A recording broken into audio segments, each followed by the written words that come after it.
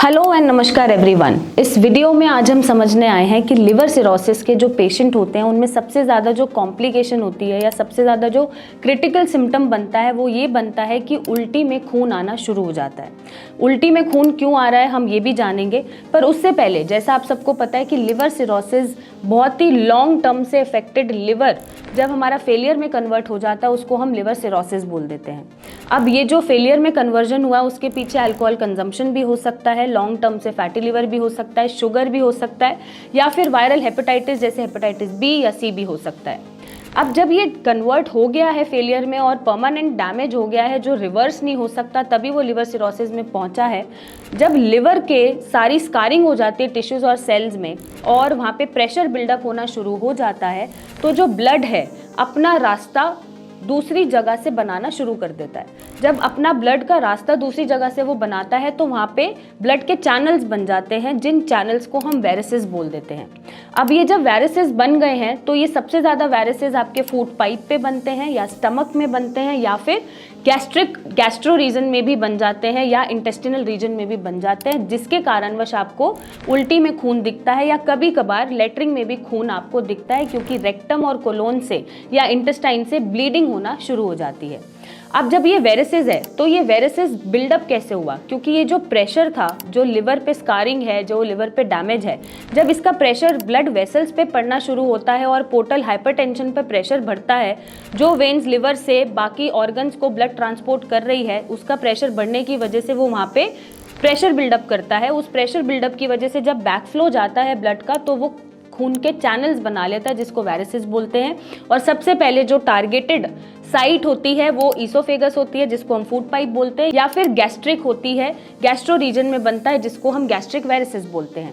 अब जब ये ब्लड वेसल्स जब फटना शुरू होती हैं, इंटरनल ब्लीडिंग शुरू होती है, तो आपको जो उल्टी में खून दिखना शुरू हो जाता है। दूसरा सबसे बड़ा कारण क्या होता है कि जो लिवर है डैमेज की वजह से और परमानेंट डैमेज की वजह से वो क्लॉटिंग फैक्टर को बनाना बंद कर देता है। अब एक प्रोटीन है जो ब्लड क्लॉटिंग फैक्टर को कंट्रोल करके रखता है, जिससे आपकी ब्लीडिंग खुद होती है और वो रुक जाती है। बट जब ये प्रोटीन बनना बंद हो जाता है, क्लॉटिंग फैक्टर बनना बंद हो जाता है, तो जब वो ब्लीडिंग होती है तो वो होती रहती है और ये बहुत ही इमरजेंसी वाली कंडीशन होती है। ये कम से कम 90% लिवर सिरोसिस के पेशेंट को इफेक्ट करता है और मैक्सिमम लिवर सिरोसिस के पेशेंट में खून में उल्टी मिलती है। एक और रीज़न हो सकता है कि लिवर सिरोसिस के साथ साथ कोई भी आपको गैस्ट्रिक अल्सर बन रहा हो या ड्यूडेनल अल्सर बन रहा हो, घाव बन रहा हो, जिसकी वजह से आपको उल्टी में खून दिख रहा है। ये तो हो गया क्यों बन रहा है और कैसे बन रहा है। अब इसका आपको करना क्या है? करने के लिए अगर ये चीज़ें आपको दिख रही हैं तो आपको सबसे पहले इमरजेंसी में जाना है, लिवर के डॉक्टर से मिलना है और अपनी ईवीएल बैंडेजिंग करानी है। जब ईवीएल बैंडिंग होती है, विच मीन्स कि वो एंडोस्कोपिक तरीके से अंदर आपका बैंडेजिंग कर देते हैं, उस जगह को बाइंड कर देते हैं, तो खून की उल्टियाँ रुक जाती हैं। नहीं तो ग्लू से, अगर गैस्ट्रिक में इशू है तो ग्लू के इंजेक्शंस देके उस जगह को वहाँ पे ब्लॉक कर दिया जाता है, बंद कर दिया जाता है और कुछ मेडिसिन के साथ आपकी जो उल्टी में खून आ रहा है उसको रोक लिया जाता है। एक सबसे कॉमन कंडीशन है जिसको हम बोलते हैं पोर्टल हाइपरटेंसिव गैस्ट्रोपैथी।